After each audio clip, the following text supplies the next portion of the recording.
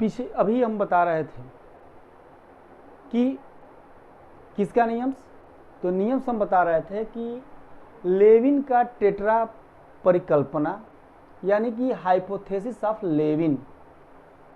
और उसके बाद मेरा दूसरा टॉपिक जो चल रहा है उसका नाम है चरगाफ का नियम, चरगाफ रूल्स। ये क्या होता है? तो एरविन, बात करते हैं हम लोग सन 1950 में एरविन जो है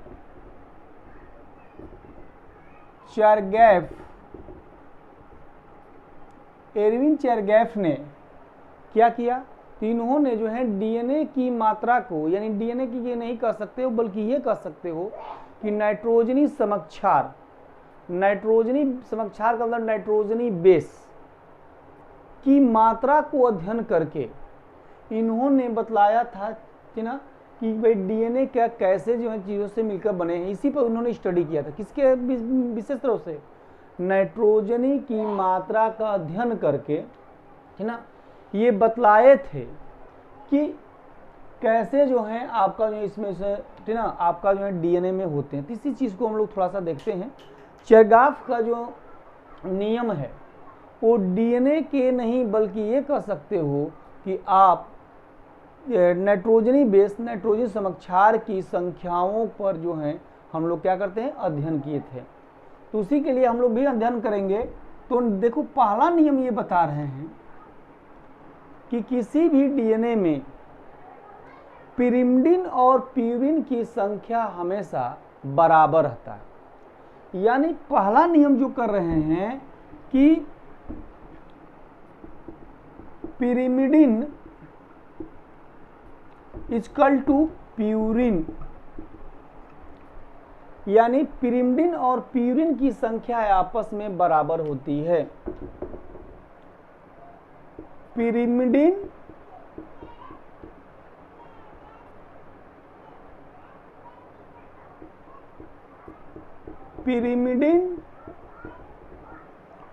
बराबर प्यूरिन।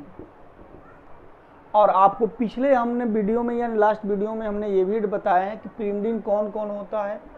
तो पिरिमिडिन होता है ना आपका साइटोसिन और थायमिन, और प्यूरिन कौन होता है? एडेनिन और ग्वानिन। ये डीएनए में प्रेजेंट होते हैं। क्लियर्स? तो या तो हम ये भी कह सकते हैं कि C बराबर, है ना, C बराबर G और चाहे T बराबर A, या इसको हम ये भी कह सकते हैं G बराबर C या A बराबर T। तो आप ये भी कह सकते हो कि पिरिमिडिन और प्यूरिन की संख्या जो है हमेशा डीएनए में क्या होता है? बराबर होता है। बाद में ये भी कह रहे थे कि किसी भी पिरिमिडिन में, यानी कह रहे थे कि A जो है हमेशा T के बराबर होता है और G जो है हमेशा C के बराबर होता है। तो आप देख लीजिए, यानी हम इसको हम कह सकते हैं कि पिरिमिडिन और प्यूरिन या तो एक दूसरी नंबर से हम कह लीजिए कि दूसरा नंबर हम कह लें कि G plus C equal to A plus G, है कि नहीं? दोनों एक संख्या है। तो पिरिमिडिन कौन कौन? साइटोसिन और थायमिन। तो C प्लस T जितनी होती है उतना A प्लस G होता है। तो ये टोटल से आपका दूसरा नंबर कह रहे हैं, दूसरा नंबर कि हमेशा A के बराबर संख्या के देखा जाए तो T के बराबर होता है और G के बराबर C होता है, जो कि एक पिरिमिडिन एक प्यूरिन है। लेकिन अब इनकी बात कह रहा है, इनकी बात कहा जा रहा है कि A के बराबर C और G के बराबर जो है C होता है। ये आपका दूसरा नियम से। एक ही जाति में है ना, लगभग पिरिमिडिनों की संख्या और प्यूरिन की संख्या जो प्यूरिन और पिरिमिडों की संख्या जो है समान होती है, लेकिन भिन्न भिन्न जातियों में वो अलग अलग होता है। ये तीसरा नियम से इनका, यानी जो तीसरा नियम होगा वो देख सकते हो आप कि एक ही जाति में उपस्थित, है ना, कुल जो है ना, आपका कह सकते हो कि पिरिमिडिन और प्यूरिन की संख्या जो है हमेशा बराबर होती है और भिन्न भिन्न जातियों में अलग अलग होती है। तो ये आपका चेरगाफ का नियम हो गया। चेरगाफ पर जो है बहुत सारे क्वेश्चन आते हैं और सबसे अधिक कॉम्पिटेटिव, कई बार तो नीट की एग्जामों में भी पूछा गया है। तो ये चेरगाफ का नियम से, तो पहला नियम मैंने क्या बताया आपको, थोड़ा सा ध्यान दीजिए। चार ग्राफ कि सन 1950 में एरविन तथा, ठीक ना, कौन बतलाया था, एरविन जो है चेरगाफ ने बतलाया था कि पहला नियम ये बतलाया था कि पिरिमिडिन और ना पिरिमिडिन जो होता है वो प्यूरिन के बराबर होता है। दूसरा नियम ये बता रहे थे कि दूसरा नियम कि हमेशा ए के बराबर टी और जी के बराबर सी होता है, लेकिन एक ही जाति में, बात कर रहे हैं एक जाति की, एक ही जाति में ए प्लस टी ना और जी प्लस सी आपस में इसकी जो है बराबर होती है। माने ए प्लस जी और जी प्लस सी का अनुपात हमेशा क्या होता है, बराबर। यानी अनुपात की बात कर रहा है। अनुपात का मतलब हो गया ए प्लस टी, इसको हम देख सकते हैं कि इसको लाते हैं तो ए प्लस टी का और जी प्लस सी का अनुपात हमेशा क्या होगा, बराबर होगा। यानी कोई भी जाति अगर एक समान होगी, और भिन्न भिन्न जातियों में भिन्न भिन्न होती है। जैसे मान लीजिए मानव जाति को अगर कहा जाए कि ए प्लस टी और जी प्लस सी का तो ऐसा अनुपात क्या होगा, बराबर। यानी चाहे हमारे में हो चाहे आपके में हो, सबका अनुपात एक समान होता है। लेकिन वही दूसरी जाति जैसे पौधे हो गए, जंतु दूसरा कोई हो गया, तो उनमें जो है अनुपात जो है क्या होता है, भिन्न भिन्न होता है। तो आपको जो है चेरगाफ का नियम हमें लग रहा है कि कंसेप्ट क्लियर हो गया होगा। फिर एक बार, पहली बार कि पिरिमिडिन, चेरगाफ का नियम ये कहलाता है कि इन्होंने जैसे लेविन को जो है बात को नकारते, क्यों नकारे थे, क्योंकि उन्होंने जो है पिरिमिडिन और प्यूरिन की संख्याओं पर कोई कुछ नहीं बोले थे। लेकिन चेरगाफ ने जो है सन 1950 में डीएनए का अध्ययन करके, है ना, टोटल बतलाए थे कि पहला नियम बतलाए थे कि पिरिमिडिन और प्यूरिन की संख्या आपस में बराबर होती है और ए के बराबर टी होता है, जी के बराबर सी होता है। लेकिन एक ही जाति में ए प्लस टी और जी प्लस सी का अनुपात हमेशा बराबर होता है, लेकिन भिन्न भिन्न जातियों में क्या होते हैं, अलग अलग होते हैं। तो ये है आपका चेरगाफ का नियम। तीसरा मैं कहा हूँ कि वाटसन एंड क्रिक की डीएनए संरचना बतलाएंगे, इसकी बात हम करते हैं। तो बात किया जाए तो हम आते हैं अब अगला नियम जो पढ़ाने जा रहे हैं, उस नियम का नाम है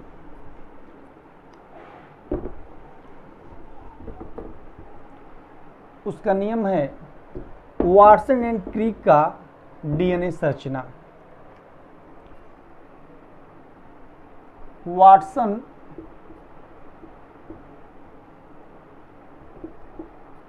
एंड क्रिक का डीएनए संरचना, डीएनए संरचना। वाटसन एंड क्रिक का डीएनए संरचना की बात क्या करते हैं हम लोग, तो वाटसन एंड डीएनए की संरचना की बात करते हैं। तो इन्होंने डीएनए के जो है पहले, है ना, आपको जो है फ्रैंकलिन और विल्किंस, दो साइंटिस्टों ने एक्सरे के विवर्तन द्वारा जो है उन्होंने डीएनए की द्विकुंडलनी संरचना बतलाया था। द्विकुंडलनी की बात करते हैं, डबल हेलिक्स,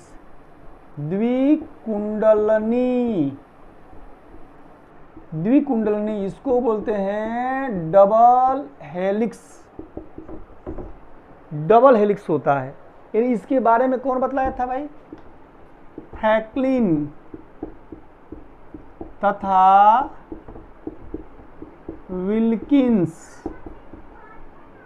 विल्किंस ने द्विकुंडली संरचना के अध्ययन किया था। इसके बाद, है ना, इन्होंने जो है वाटसन एंड क्रिक ने डीएनए की संरचना अध्ययन करके इसकी 3 डायमेंशनल स्ट्रक्चर, त्रिविमीय संरचना बतलाई थी जो है डीएनए का। तो इसके बाद जो है सन 1953 में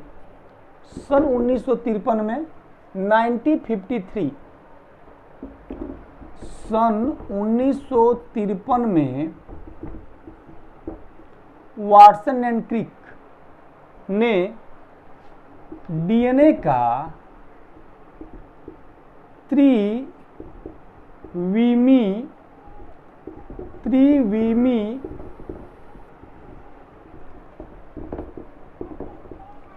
संरचना बतलाया। कौन सा संरचना बताया? त्रिविमी संरचना बतलाया। त्रिविमी संरचना बतलाकर इन्होंने जो है इसके लिए इनको नोबेल पुरस्कार भी जो है प्राइज, मतलब कि नोबेल पुरस्कार जो है मिला है इनको, नोबेल प्राइज इनको जो है मिला है। किसके लिए? तो डीएनए की संरचना की खोज करने के लिए। तो डीएनए की संरचना की खोज किसने किया? तो वाटसन एंड क्रिक ने सबसे सटीक बतलाया। अब इनकी संरचना क्या है, इसी पर हम लोग जो है पॉइंट को बात करते हैं।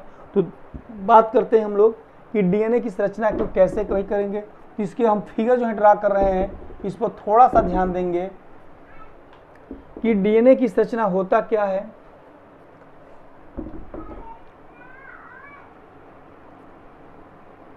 ये जो बनाई जा रही है एक तरह का समझ लीजिए फिलामेंट्स हैं।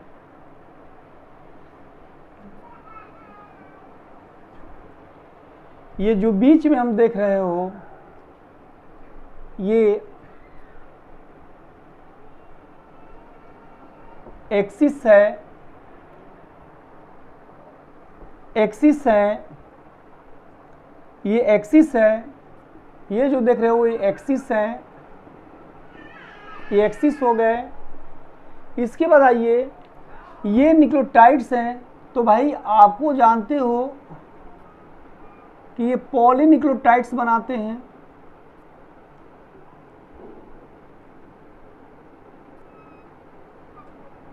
पॉलीन्यूक्लियोटाइड्स बनाते हैं, ऐसे मिलकर पॉलीन्यूक्लियोटाइड्स बनाते हैं। तो ये जो है पॉलीन्यूक्लियोटाइड, दो जो है सूत्री होता है पॉलीन्यूक्लियोटाइड्स के, दो सूत्र। ये पॉलीन्यूक्लियोटाइड्स हैं भाई, न्यूक्लियोटाइड्स मिलता है तो पॉलीन्यूक्लियोटाइड्स बनता है, जैसे मैंने पिछले वीडियो में बताया था। ये भी जो है मिलता है तो ये भी लेकिन दोनों पॉलीन्यूक्लियोटाइड्स जो होते हैं वो आपस में जो मिला होता है, क्लियर, वह जो है इसको कहते हैं सूत्र, फिलामेंट सूत्र कहा जाता है,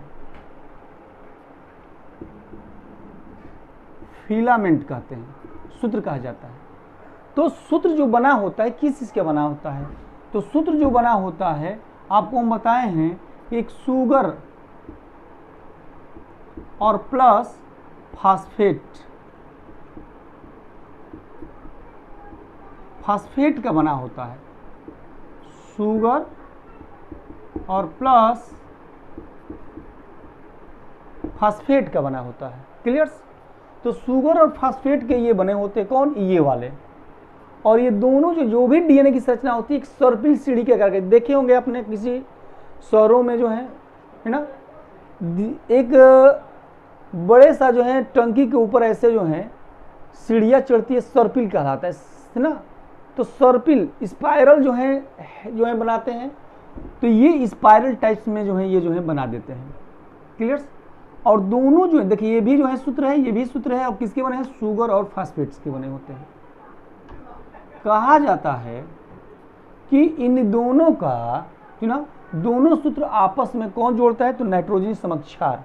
कौन जोड़ता है? नाइट्रोजनी समक्षार। जैसे आप देख लो कि ए के सामने हमेशा टी और जी के सामने हमेशा सी, ए के सामने टी और जी के सामने सी, ए के सामने टी और जी के सामने सी, ए के सामने टी और जी के सामने सी। ऐसे करके यह आपस में ए और टी के बीच में हाइड्रोजन का डबल बॉन्ड,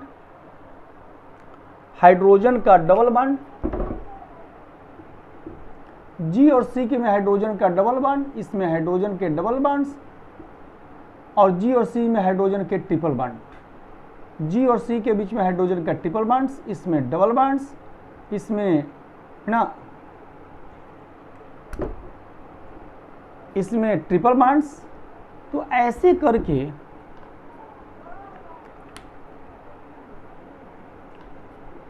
जी और A T, G C, A T, G C, A T. तो ऐसे इसमें डबल बॉन्ड है, इसमें ट्रिपल बॉन्ड्स है, इसमें डबल बॉन्ड्स है, इसमें ट्रिपल बॉन्ड्स है, इसमें डबल बॉन्ड्स है। तो ये जो है आपके टोटल्स, तो ये आपस में मिलकर क्या कह रहा है भाई कि दोनों सूत्र किससे जुड़े रहते हैं, तो नाइट्रोजनी समक्षार द्वारा नाइट्रोजनी बेस द्वारा जुड़े रहते हैं। और नाइट्रोजनी बेस द्वारा तो जुड़े रहते हैं दोनों सूत्र, लेकिन ए और टी के बीच में हाइड्रोजन का डबल बॉन्ड और जी और सी के बीच में हाइड्रोजन के ट्रिपल बॉन्ड जुड़ा रहता है। और देखिए एक कुंडलन, हाँ ये अपने अक्ष से जो ये एक्सिस है, इसका क्या नाम है भाई, एक्सिस। जो ये एक्सिस है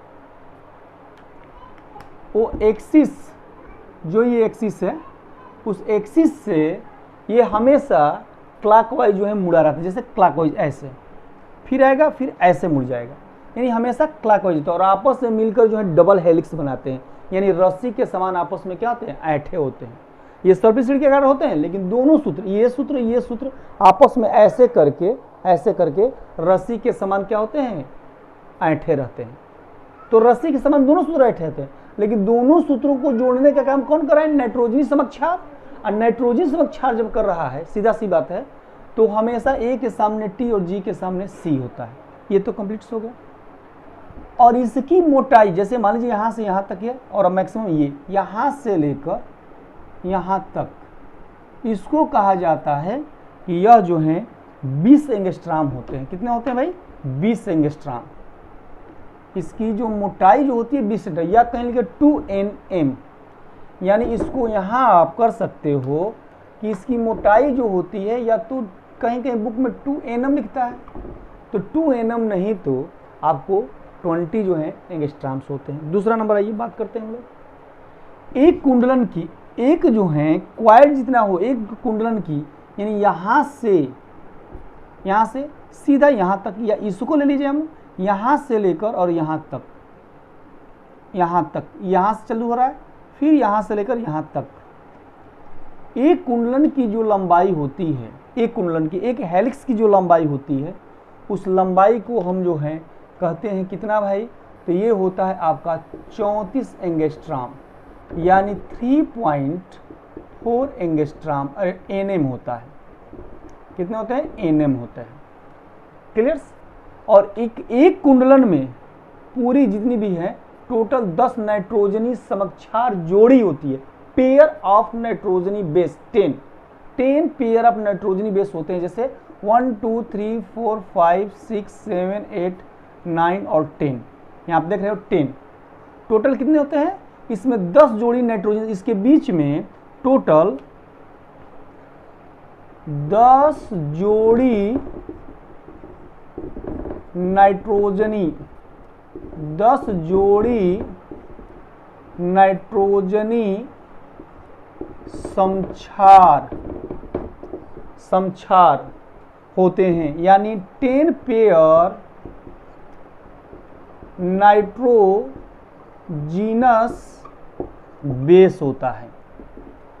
और इनके बीच की दूरी, माने दो नाइट्रोजनी समक्षार के बीच की दूरी, डिस्टेंस बिटवीन 2 नाइट्रोजनी बेस, यानी 2 नाइट्रोजन, यानी इसके बीच की दूरी 3.4 है ना, 4 एंगस्ट्राम होता है।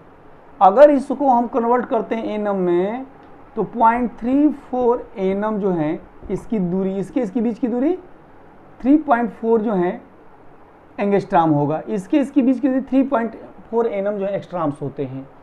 तो यही जो है बताया गया है ना वास्टन एंड क्रिक के द्वारा।